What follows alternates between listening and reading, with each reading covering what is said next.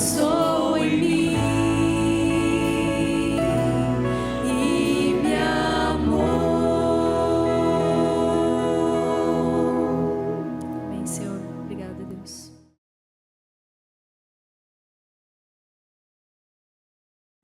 Olá, meus irmãos, tudo bem?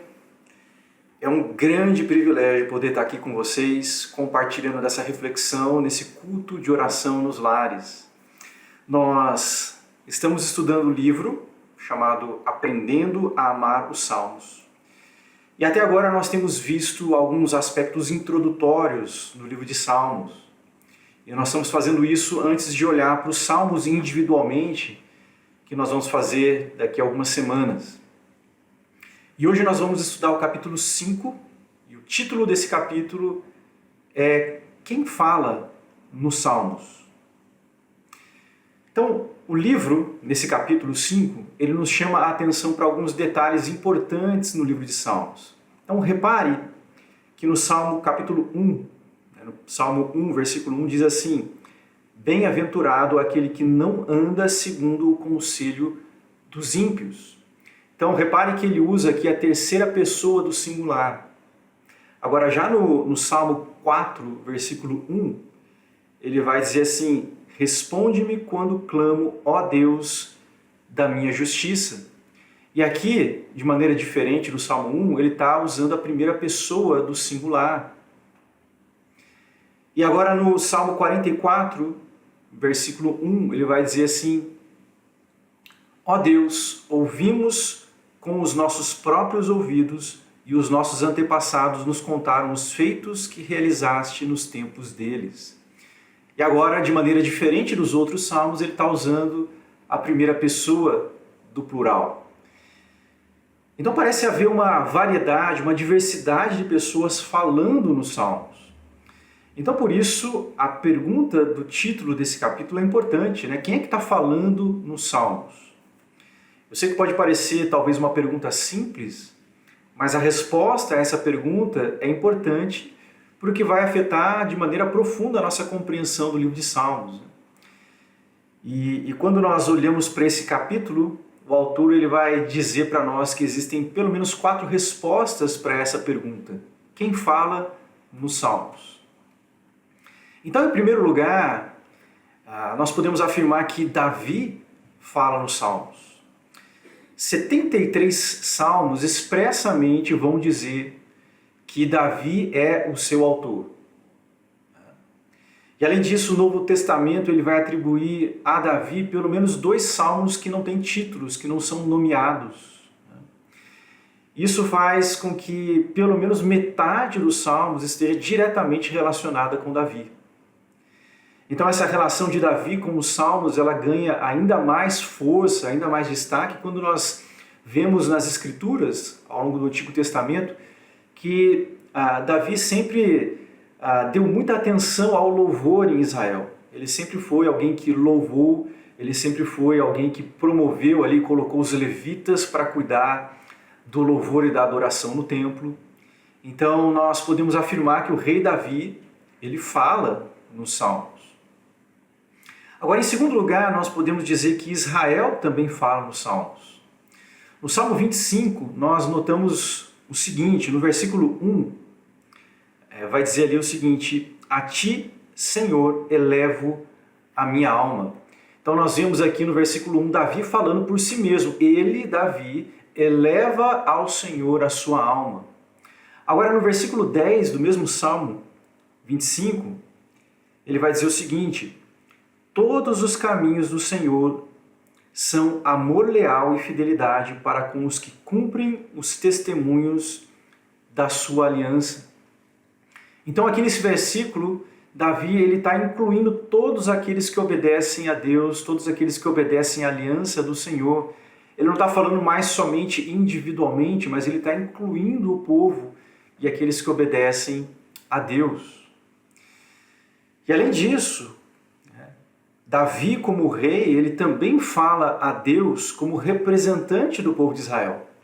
E aí, então, nesse sentido, os salmos possuem tanto um aspecto individual, ou seja, Davi falando, como também possuem um aspecto coletivo.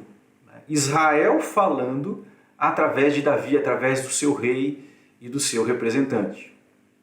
Então, Israel também fala no livro dos Salmos.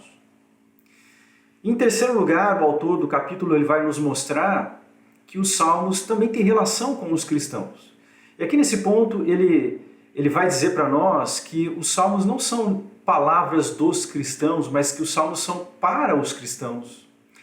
Isso claramente pode ser percebido, né, na Bíblia, quando nós vemos a quantidade de vezes que os Salmos são mencionados no Novo Testamento.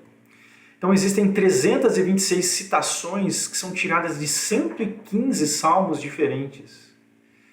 Então por isso os salmos eles têm sim relação com os cristãos, com a igreja, porque são usados no Novo Testamento de uma maneira muito abundante, né? Uma grande quantidade. E isso nos mostra que os salmos têm relação direta comigo e com você, que é cristão. E por último lugar, o autor também vai destacar que os salmos têm a relação com Jesus. Os salmos são canções de Jesus.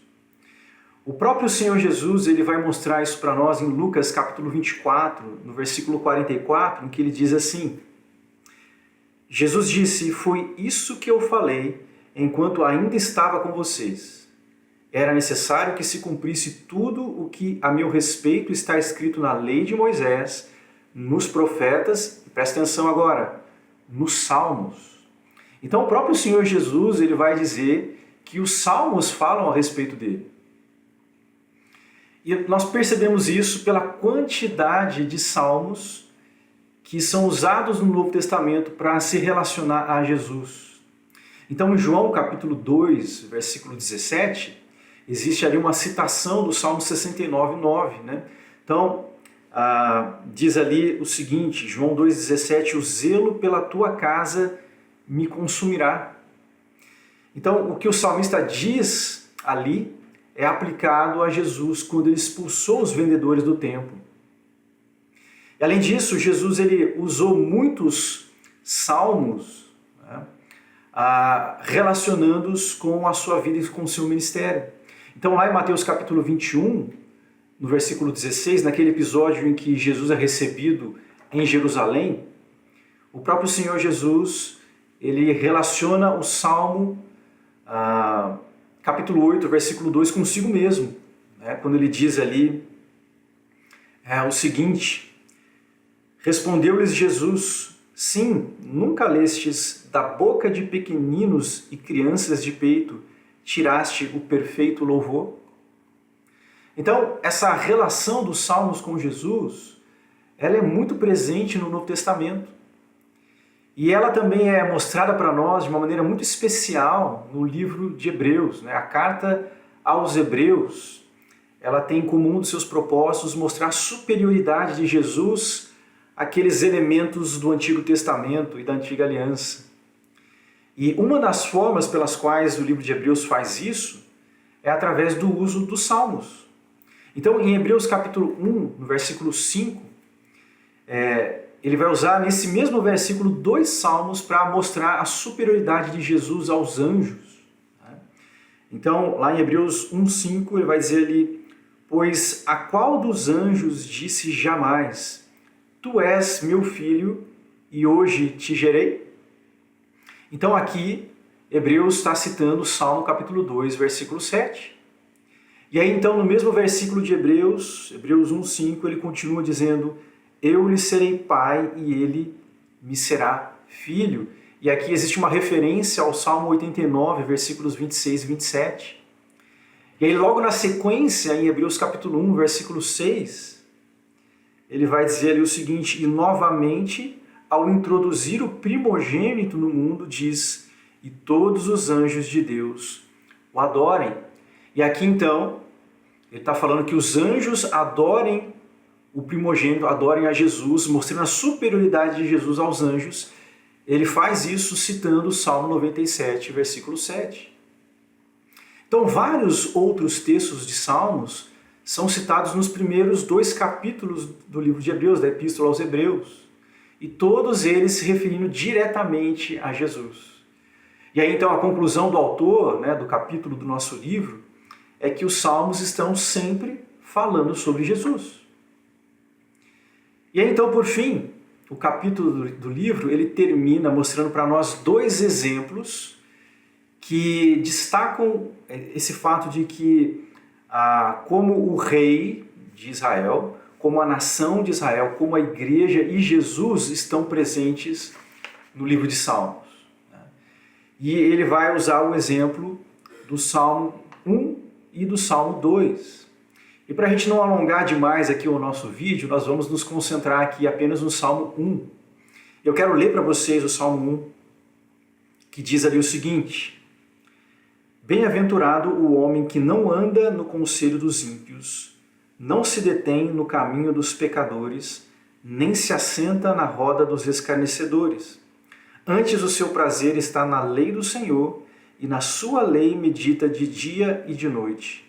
Ele é como a árvore plantada junto à corrente de águas, que no devido tempo dá o seu fruto, e cuja folhagem não murcha, e tudo quanto ele faz será bem-sucedido.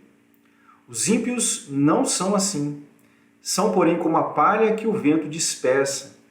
Por isso os perversos não prevalecerão no juízo, nem os pecadores na congregação dos justos. Pois o Senhor conhece o caminho dos justos, mas o caminho dos ímpios perecerá. Então o Salmo de número 1, o primeiro Salmo, ele fala a respeito de alguém que é bem-aventurado, de alguém que é muito feliz, porque ele não anda no caminho dos pecadores, mas ele ouve, ele obedece e ele ama a palavra de Deus. Então essa descrição, ela se refere de uma maneira primária ao rei de Israel. Se você olhar lá em Deuteronômio, capítulo 17, versículos 18 e 19, você vai perceber ali que o texto diz que a nação de Israel, o rei da nação de Israel, ele deveria ter sempre uma cópia da lei consigo. E ele deveria ler recorrentemente essa lei e deveria ter o cuidado de obedecer sempre essa lei. Essa era uma função, era uma responsabilidade que Deus atribuiu ao rei da nação de Israel. Além disso, nós podemos dizer que essa também é uma descrição que vale também para o povo. Não é só o rei que deveria conhecer a lei e obedecer a lei, o povo de Israel deveria também fazer isso. E nós, cristãos, também devemos conhecer e obedecer a lei do Senhor. Porém, essa também é uma descrição que nos lembra que nem o rei Davi ou qualquer rei da nação de Israel, nem a nação de Israel e nem a igreja são capazes de obedecer completamente à lei de Deus, de cumprir plenamente esse padrão que o texto bíblico nos apresenta. Isso, então, vai destacar para nós o fato de que nós somos pecadores, nós somos incapazes de obedecer à vontade de Deus, nós somos incapazes de cumprir perfeitamente aquilo que o Salmo 1 está apresentando para nós. Isso nos mostra e aponta para a realidade de que existe alguém que precisa fazer isso. Isso aponta, então, para Jesus como aquele que não anda no pecado, mas como aquele que conhece, obedece e ama perfeitamente a lei do Senhor no nosso lugar, naquilo que nós não somos capazes de fazer, Jesus fez em nosso lugar. Então, diante disso, nós voltamos à pergunta que é o tema do capítulo que nós estamos estudando. Quem fala no livro dos Salmos? Então, de maneira geral, quem fala é o rei Davi. E ele faz isso individualmente. E ele também faz isso em nome do seu povo, que de uma maneira mais direta é a nação de Israel. E de uma maneira indireta, mais ampla, também a igreja. E aí então, quem fala no livro de Salmos, além disso, também é o rei Jesus. E isso na medida em que toda a Escritura aponta para Cristo, aponta para Jesus. E é claro que nós precisamos tomar sempre alguns cuidados para nós não fazermos uma relação inadequada entre os Salmos e a igreja, ou entre os Salmos e Jesus. Mas esse não é o tema do capítulo que nós estamos estudando hoje. Então, o tema desse capítulo e um dos grandes benefícios desse capítulo 5 é nos ajudar a perceber que os Salmos não se referem apenas a Davi, não se refere apenas à nação de Israel, mas também diz respeito a nós. E uma das principais formas pelas quais nós somos abençoados no livro de Salmos é percebendo como eles apontam para Cristo e para a nossa necessidade de Cristo. A nossa incapacidade de obedecer à lei, de atingir perfeitamente esse padrão, e aponta para aquele que cumpre perfeitamente esse padrão, que é o nosso grande Rei e Salvador Jesus. Então que esse nosso estudo do livro de Salmos possa nos ajudar a compreender cada vez mais quem nós somos e quem é o nosso Senhor e Salvador Jesus. E assim sejamos grandemente abençoados por Ele. Muito obrigado pela sua atenção, que Deus o abençoe e que essa caminhada ao longo do livro de Salmos seja uma bênção para a sua vida. Um grande abraço, fiquem com Deus.